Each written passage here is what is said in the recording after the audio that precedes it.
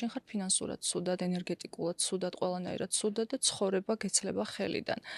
და ეს ემოციები, ეს ემოციური ვალები და ეს დაუმუშავებელი ემოციები აპირობებს მთლიანად შენ ცხოვრებას, როგორც პიროვნების ცხოვრებას, შენს დღის წესრიგს, გადაწყვეტილებებს, აბსოლუტურად ყველაფერს, ამ პატარ-პატარა ჯაჭვებს, რომელიც საბოლოო ჯამში ქმნის შენს ბედისწერას, შენს არჩევანს და მე უკან რო იყურები, ხვდები საწავიდა ეს ცხოვრება. აი, ალბათ იმ ერთ არასწორ გადაწყვეტილებაში, იმ ერთ დაუმუშავებელ ემოციაში. იქ ტრავმირებულ ერს თავისი ფანატიზმი უჩნდება, თავისი ჩავარდნები აქვს განსაკუთრებით ემოციაში და ეს არის სწორედ ის მიზეზი, რატომ ვერ თანხდება ერი ერთი დიაზე.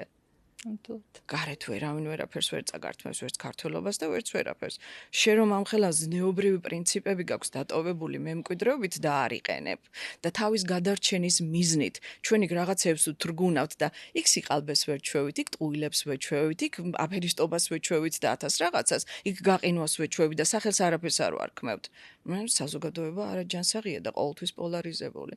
ამიტომ ემოციებს სანამ არ განვიხილავთ სწორედ და სანამ არ მივეჩვევით ჩვენში ემოციების, არ ვიცი, ტრანსფორმაციას და სულ ემოციური ვალი გვექნება, იცოდეთ ემოციური ვალი ბევრად უფრო დამაზიანებელია ადამიანისთვის, ვიდრე ფინანსური ვალი.